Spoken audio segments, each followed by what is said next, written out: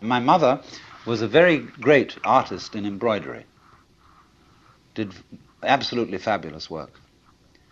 And she could do everything with thread, sewing, knitting, embroidery, make tapestries, repair tapestries. Oh, just fabulous work. So I've grown up in a background where thread is of enormous importance. She made her living this way for a while. So I was always amazed at the way, say, you take a ball of wool and with knitting needles, and suddenly it turns into a sweater. Fantastic. But I found out, you see, the secret of this, which is that it will do this, it will hold together by this combination of warp and woof. By this process where one thread goes under the other, omits the next, goes under the other, and then the next thing does the same thing but in the opposite way. Connect that. And they hold each other up. For example, you can put two sticks of wood and lean them against each other, and they'll stand up. You know, the Chinese character for man looks more or less like that. And although this is simply the brush form, the brush abbreviation of what were originally the legs of a little human stick figure, there's a story that Japanese children sometimes learn from their mothers, that the reason this is the character for man is that two sticks lent together, as I described, will keep each other up, and the one depends on the other. It's mutual. And so in the same way, the existence of human beings depends on our supporting each other. Without that, no one of us can exist. But that, which may seem a little trite, a little sort of moralistic and so on, but it is absolutely fundamental. That anything that there is, whenever we can say that something exists, existence is a function of relationship. Motion itself is a function of relationship. For example, forgive me if some of you have heard this one before, but it's a very important basic lesson. If there is only one object, one small ball in the middle of endless space, nobody knows whether it's moving.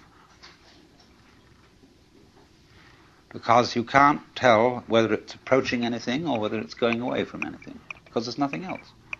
So in that state of affairs, no motion exists. But if we introduce a second ball into the picture, and the two either come towards each other or go away from each other, then we can say that both of them, or either of them, is in motion. We can't decide which is the one that's doing the moving, because it could be one, could be the other. Now we'll put three balls into space, and we find two of them staying together and the other one going away.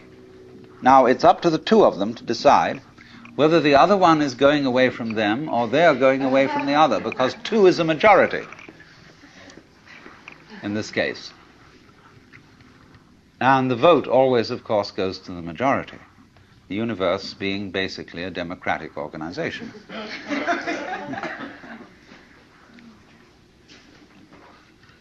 And so it goes. Now, once you've got that, you can see that motion is a form of relationship. All right, let me put it in another way. Energy is a form of relationship. If the universe is basically a play of energy, then you can say energy and relationship go together. Now, what is this saying? This is saying that being, existence itself, is relationship. Let's look at it in several other ways. You know the old question: if a tree crashes in a forest and there is nobody around to hear it, is there a noise? This question has been discussed in many futile ways. But noise, basically, is a state of affairs that requires an eardrum and an audio nervous system behind the eardrum. When the tree falls, it makes the air vibrate. If there is anywhere around an ear with the appropriate nervous system, there will be a noise, because noise is a relationship between motion in the air and ears. If there is not any ear around, there won't be any noise, although there will be vibration in the air. And if there is some instrument around, such as a microphone attached to a tape recorder, which is a mechanical copy of a human ear, then, according to that, there will be noise. There will be a vibration. In the same way, let's suppose the sun sends out light into space. Now, the space surrounding the sun will be black darkness, as if there were no light in it, unless a planet happens to float by. When a planet floats by, there will be light. In the darkness. But if there isn't anything to relate to the sun in that way, then comes no light.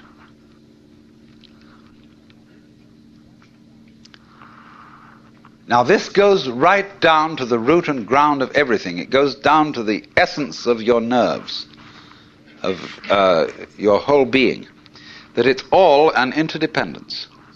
And that's why one of the basic symbols of the universe is the Chinese yin-yang symbol, which you know is a circle with an S curve in the center.